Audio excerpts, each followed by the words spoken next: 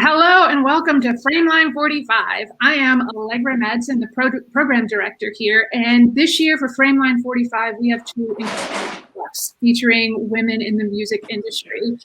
So today, joining me for Frameline Talks, the Women in Rock panel are the director of Invisible, TJ Parcell, and the director of Fanny, The Right to Rock, Bobby Jo Hart, and talent from both films. Right now, I'd love to bring on our moderator for this conversation and friend of Frameline, the amazing writer and producer, Michelle Meow. Thanks so much, Allegra. Thank you, everyone, for joining us. Happy Pride. I'm so excited to be here for this very special talk. We are going to go through it and talk about how all these women of color, LGBTQIA women, have persevered in the music industry, especially in the rock and country music industry. Let's begin with our filmmakers. TJ, why don't we start with you and have you introduce the talent and guests that we have here from Invisible? Okay, sure. Well, thank you, Michelle and Allegra. Thank you for having us. My film, Invisible, is about a group of incredibly talented women in the country music and the Southern music industry. And their stories of how they persevered in spite of a number of institutional, familial, and other forces that try to keep them and keep their voices down, and yet they persevered anyhow. I'm excited to have Bonnie Baker, one of the stars of our film, on the panel today. Bonnie has written a number of #1 hits. Bonnie, you want to say hello? Hello, it's so good to be here, TJ. Thanks for having me, and Michelle as well. I hit microphone to mute. We also, in the course of making the film, before we picture locked, we did a test screening on a Olivia cruise, and we had a wonderful opportunity to see what was working, what wasn't working. And I met Dr. Bonnie Morris on that cruise. Bonnie is a musicologist, a music historian. She is doing a project for the Smithsonian on the Olivia, I think. Well, Bonnie, why don't you tell them what you do? I think you do a much better job than I would. Hi, it's an honor to be here and help promote Invisible. I am the archivist for Olivia Records, and Olivia was a company that produced one of Diane Davidson's albums. Diane's one of the featured artists in the film Invisible. And I was very moved by the rough cut of Invisible that TJ screened for us on one of the Olivia trips. And I begged to be able to help publicize the film. I wrote a review for Gay and Lesbian Review. I look at the role of women in the women's music movement of the 70s, 80s, 90s. And one of the things I'm interested in is the way we get information about those artists and homophobia in the music industry into the classrooms and textbooks of the next generation. I teach women's history at UC Berkeley, and next spring, I'm delighted to share, I'll be introducing a brand new seminar on the history of women in music. And Bobby Jo Hart, who do we have with you? Introduce all the talent and guests we have from Fanny, The Right to Rock. Okay, so hi everyone. First, I'm just going to give a little brief overview of the film, Fanny, The Right to Rock. It's a celebration of a rock band of all women that David Bowie adored, that released 5 critically acclaimed albums between 1970 and 75.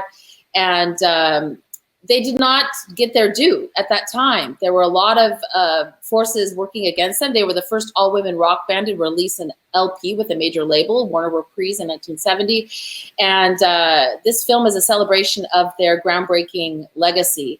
And I have a mission to try to get them into the Rock and Roll Hall of Fame 2022. That's, and so without further ado, let me introduce some of the amazing bandmates. First of all, I'll introduce Gene Millington, the incredible bassist of Fanny. Gene, do you want to say a few words? Well, all I can say is hello. My name is Gene Millington. Thank you, Gene. And next, I'll introduce her sister, who's in Goshen, Massachusetts, at the Institute for the Musical Arts, an amazing place where even my daughter has gone to Amazing Girls rock camps, and they were doing rock camps long before anyone else was doing rock camps. So June Millington, lead guitarist of Fanny, would you like to say hello? Yes, I would love to say hello.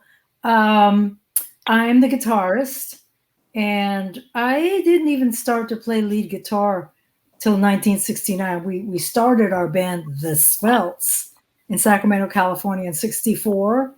And in 69, when I started to play lead, I had the backing and the help of other great lead guitar players like Lowell George and Skunk Baxter, Elliott Randall. And to them, I'm totally, I'm still very grateful because they showed me stuff. Not only that, but they gave me the friendship and the solidarity to move forward in that milieu, which is strictly lead guitar. I mean, I could already play rhythm. I love rhythm. But they gave me the solidarity to feel like I could do it, and I worked really hard. So that's really important to know. I didn't do it by myself, and of course the whole band backed me up. We would play, certain bars over and over again so I could practice my licks. So that's very, very important to know, that we didn't just come out of nowhere. There were people who helped. That's a really good point, June. And also, it's really important everyone knows that, the Svelts that morphed into Wild Honey, that morphed into Fanny, that the Svelts was a self-formed band. I mean, the Wild Honey, Fanny, these were women that loved playing music together, and they were a self-formed band, playing their own instruments. And, Fanny's albums, writing their own songs. I mean, they did some covers, but seriously, the music's incredible, the lyrics incredible, which I'm so excited to get to explore in the film. But without further ado, let me introduce drummer Alice DeBure, the first drummer of Fanny. Well, in the Svelts, Bree Darling was drummer, and then Bree left the band at one point, and then Alice DeBure came on. And when when Wild Honey was signed to Warner Reprise, Alice DeBure was the drummer. And Alice, continue. Tell us about yourself. And well, Bree was playing drums with the Svelts when I was playing drums with my self-formed band, the Women, back in Iowa.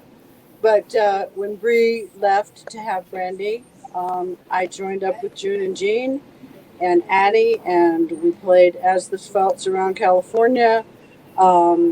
Then we split off for a little bit, got back together as Wild Honey, and it was Wild Honey that was signed to Warner Brother Reprise to record 4 albums, which we did. Thank you, Alice. And last but not least, Bree, I would just like to point out. Oh, June, come on back. If I could point out, if I could just point out, because I hate for people to be left out, that Kathy Terry was our first drummer. She's the one who called us from another high school and said, "Hey, do you want to stand in, Jean?" And we looked at each other and we said, "Yeah." So she's really important to the beginnings of the band. She's the one who said, "Hey, you want to start a band?" And we did. And she was what? We've had great drummers in the Svelts, Wild Honey, and Fanny. I mean, these 3 women were powerhouses, let me just say. So I just wanted to acknowledge that. Thank you, June. That's really important. Hi, Kathy. Thank you. Thank you so much for getting this incredible momentum. We wouldn't be here with a film today without that, pulling those ladies together back in the 60s. And after Kathy, then we Bree Howard Darling, as she is, her name is today. She joined the band after Kathy. And so Bree, please give us an introduction on yourself and your... Okay, yeah. Well, first of all, June, thank you for giving the drummer some. And I met June and Jean when I was 16. And following Kathy Terry, who I don't think I ever really met or heard play. Of course, there was not really such a thing so much, or it wasn't so common to record. But so I joined the band and played for a couple of years. And when I got married and pregnant. I continued after I got married, but then I got pregnant and had to leave the band. And that's when I think everybody met Alice. This is all capsulized. And then I got to rejoin. We followed each other around kind of like a tribe. Even when I wasn't in the band, I moved from Sacramento area to San Jose. June, Jean, and Alice and Addie moved down to San Jose, or the kind of Bay-ish area. Then they moved to Los Angeles, and I moved to Los Angeles following them. Even when I was in the band or out of the band, we seemed to live together and always cross paths and hung together as a tribe of women. And that was really important to me because I always had a support system. And even though June started her school a little bit later on, I look back and I think of all June's gatherings of women and holding it together, being kind of the base of it all, was her doing the same thing. We always had a place to learn and grow and experiment and become who we are, who we became, who we are. Since my experience in Fanny was after they made the 4 albums, June and Alice left, and Patty Quattro and myself came back, and Jean, Nikki Barclay, and myself and Patty continued on to do another record, another album. And after that, the band finally folded. I just learned, I'm learning a lot through this. Jean said, I'm done here. So, and I continued on in a music career for up until today. I'm still doing it, and I love that. But it's all because of these fabulous women who are such a huge part of my life, that I get to do what I do today. And it's a blast. And what just occurred to me, Bree, is the music that was being played in the Bay Area was so different from what we encountered in LA. It was music and it was really good, but they're, like Cold Blood. Yes. As opposed to Little Feat in LA. It was a whole different musical ethos. And we totally got exposed to both. Well, also when we started, it was the Bay Area. In Sacramento, I guess we're like a lot of Motown, a little tiny bit of R&B, yes. And when we went to the Bay Area, we got exposed to even more R&B. And then coming to LA, it turned into something else. We really got different locations and different time capsules of music influence. Yeah, I think we were so lucky that we came up in that time. I think it was a really rich time for music. We hit them both. It was a mother lode of psychedelic rock and LA rock, a la 8 Miles High, let's say. Yeah, absolutely. We're super honored to have you all here with us and excited for our conversation. Let's start with, the fact in both documentaries, we see you, overcome these barriers, also get through a lot of trauma and defy the odds in an industry that, you didn't necessarily see yourself. Hello, you all made, a ton of history. And so what does it feel like now to see your story being told in this documentary and being shared with so many different people and across different generations? Let's start with Bonnie B. And, looking back, like, what are you feeling? What's your sense of emotion or pride today watching your story being told out there? I appreciate that. And to be in the virtual room with all of you is just more of an honor than I can say. Truly, you guys are just such a sweet representation of what music makers are. I have so many emotions I can't tell you. A lot of sleepless nights, a lot of tears, a lot of excitement that we made it through whatever 2020 was. I'm not sure in my lifetime what exactly that's going to be. There's just so many emotions, but I will be in San Francisco.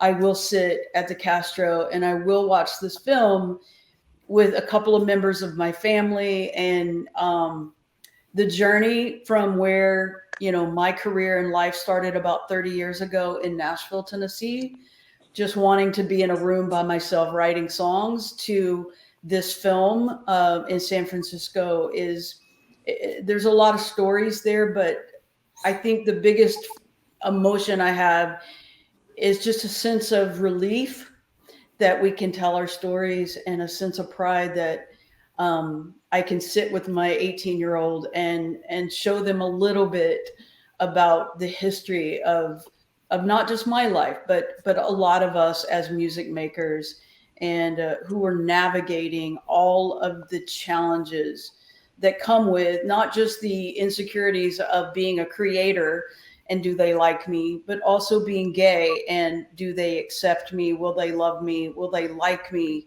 if they knew this song was written by a gay person? And so it's very, very emotion filled.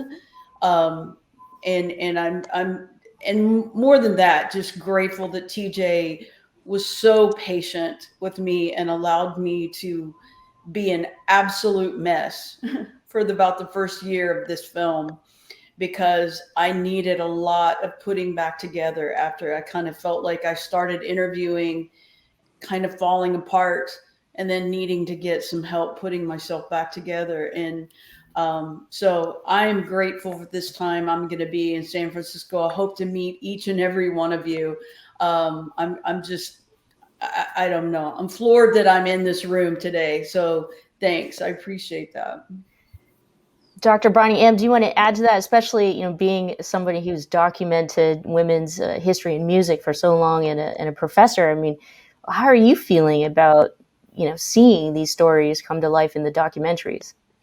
The feeling I have Yes. is that for women, the desire for exposure to get your talent, your story, your product out there comes smack up against fear of exposure. What Bonnie Baker just said, would they like me if they knew who I really was, is something that so many artists contend with.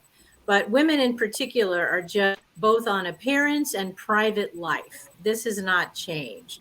So even though we might be celebrating the 50th anniversary of Stonewall and soon the 50th anniversary of Olivia Records, we just don't have a post-sexism society. And that includes the lag in getting women's history to mainstream, into the way that history is told. Fortunately, this whole year seems to be about challenging the mainstream, whose history is left out. And another challenge is intersectionality. We can't make a distinction between now we'll tell the history of women and now we'll tell the history of people of color, because guess what? Women interact with their ethnicity, sexuality, and all of those stories as well. It's a very big job, and obviously, as I'm demonstrating, we have to work in sound bites. I'm optimistic that there's more space for documentaries such as these, but also to make the subject matter of women's lives something that has to be included and isn't a special topic. And any of our rock stars, maybe Bree, if you'd like to add, you know, just seeing, I think when Bobby had mentioned earlier that, you know, there was a time in your history in which the credit just was, there was no due credit, right? At that, or that's how we felt about your story at some point. What's it like now seeing, you know, your entire story being told in this documentary? Well, so much of the story, the story is so big you can't get it scratch the surface. Yeah, and I'm hoping someday that the rest of the story will come to light. But it's a wonderful thing to see. I am so moved by this film, and I'm learning a lot about myself. In a way, it's like I'm thrilled and excited. In a way, I'm pissed off because I didn't know these things about myself because it was my life. I wasn't observing it. I was just in it, doing it. And now I'm seeing this beautiful documentary which shows me part of it and puts it out there. And now I want to know more.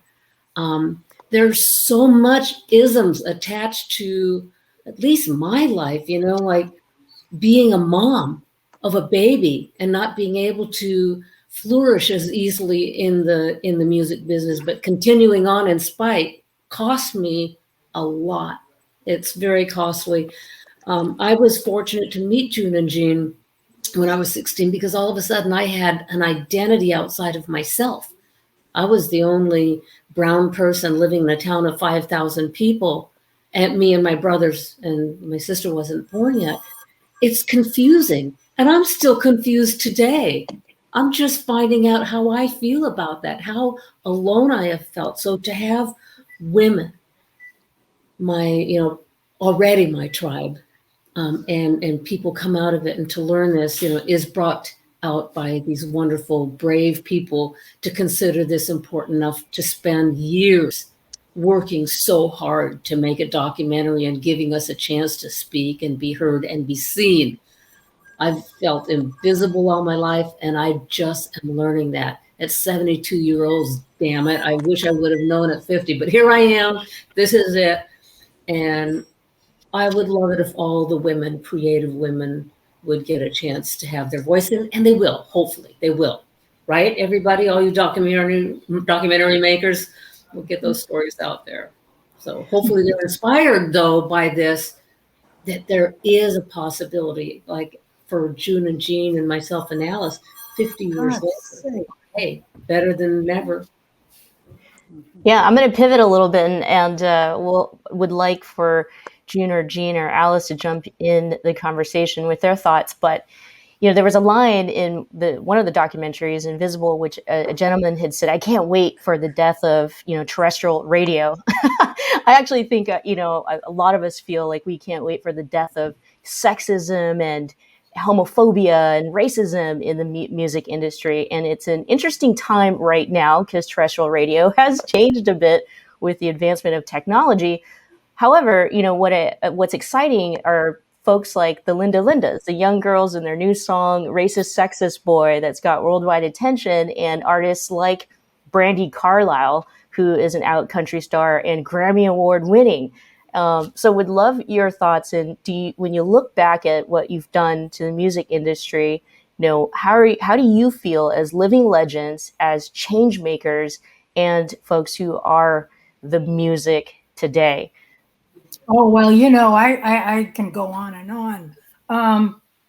I think number one, we had to push aside our thoughts and reactions of having people sneer at us or say not bad for chicks, starting in 64, 65. I mean, a lot of, and I'm going to say guys, because they were pretty much the only ones who spoke to us. The girls just stood by the guys, and kind of nodded. We could tell they liked us.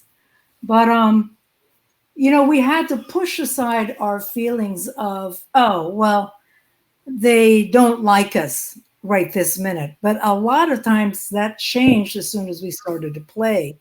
So then we realized we had a power. We literally had power, and it was a particular power. It was the power of music. And there's nothing more powerful than that, in my opinion. It can make you so happy. It goes through walls. It goes through hearts, It's everything. So when we realized that, we could get down to our job, which was to play our asses off. That was it. We weren't trying to really impress anyone. We were doing our best, and we were getting better every day. That's one thing that our producer, Richard Perry, said to me. You guys got better every time you came to the studio, got better every day. And we were a self-formed band. I think that's a really important aspect to note, because by the time we got to LA, we could play, we could groove, we could funk, we could slightly write, but not so much yet. I mean, I feel like Richard did more or less train us about how you write a song. And, when you get inside a song, get to your subject really quickly. Don't just linger wherever you kind of feel like, So we could play. That's the thing. We were self-formed. We learned how to groove by ourselves. Nobody taught us how to do that. And that can hardly really be taught. So it came from within, and it was a deep hunger. It was a deep desire that we had to fulfill. And that's something that I think it's really important for people to understand, that we did it ourselves. You couldn't go to IMA, you couldn't go to Berkeley, you couldn't go to all the music schools around the United States now that will teach you a little something about, getting out there and playing. No, there was nothing. I mean, believe me, there was nothing. There was not even anyone to look at who was playing. We had no role models. We had no bands as role models. So that was that's an important aspect to consider, because we were in our own void. And so we had to birth ourselves, okay, with a lot of joy, a lot of joy. That's the only thing that was going to work. We couldn't be afraid. Come on.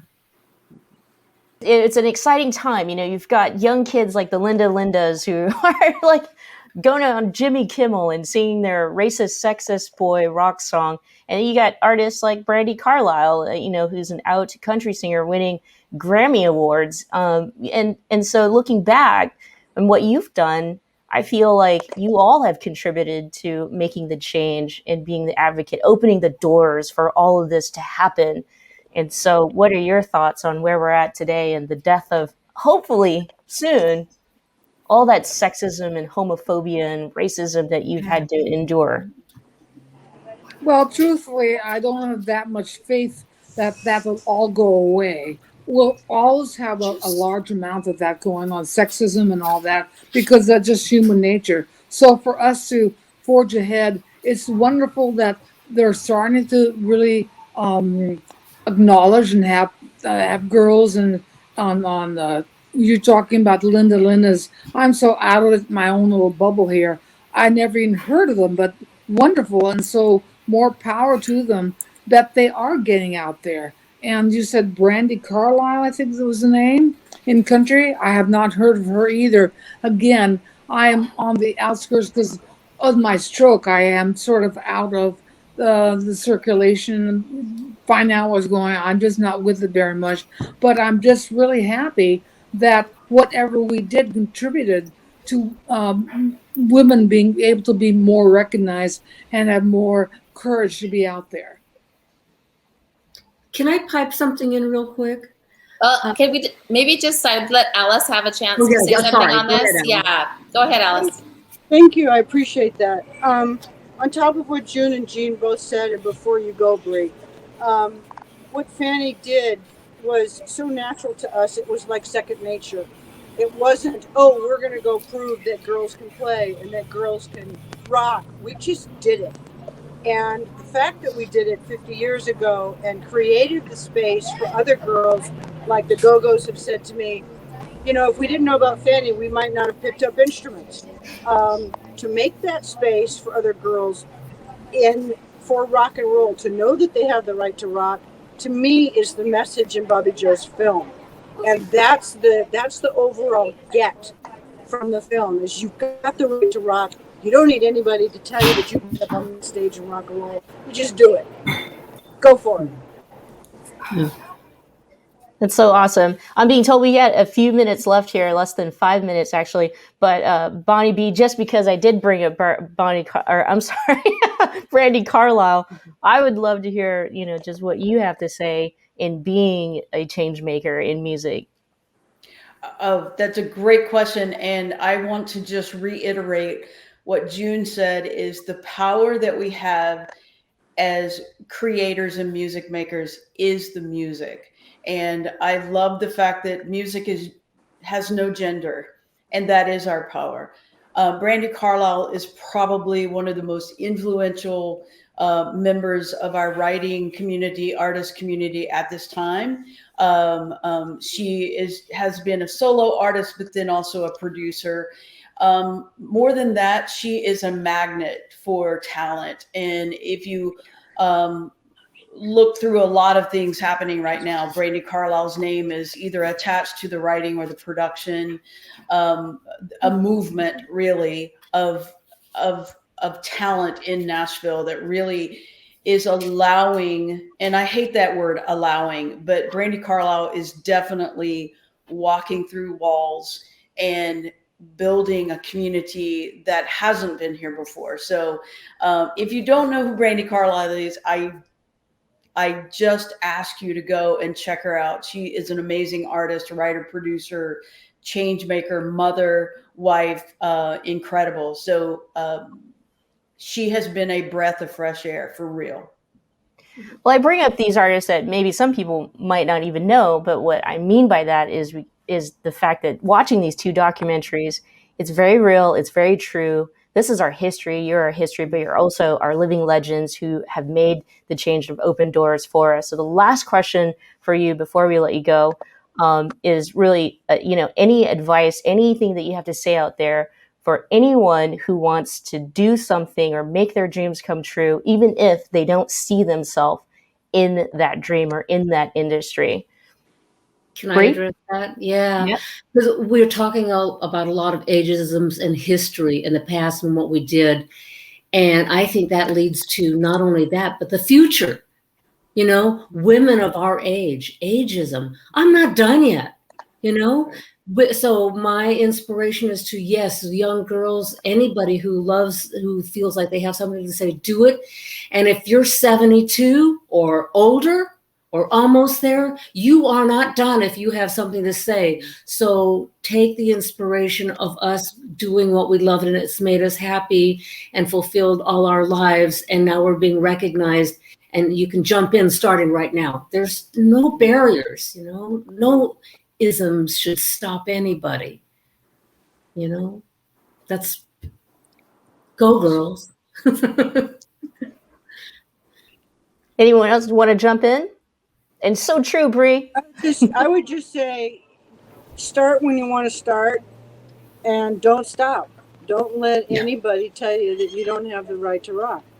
Right. Just stay true to your course. Speak your truth, play your truth, stick with it. And if you get to be Bree's old age of 72, then keep going, Bree. Come on, Alice. I know you're right up there. All right. Well, we are at time. Thank you so much for spending some time with us. Thank you for these documentaries, TJ and Bobby Joe. And it's great. And you're so right on, Bree and Alice. Keep rocking, keep going at it, make the change, continue to make the change. Happy Pride, everyone. We'll see you soon. Thank you.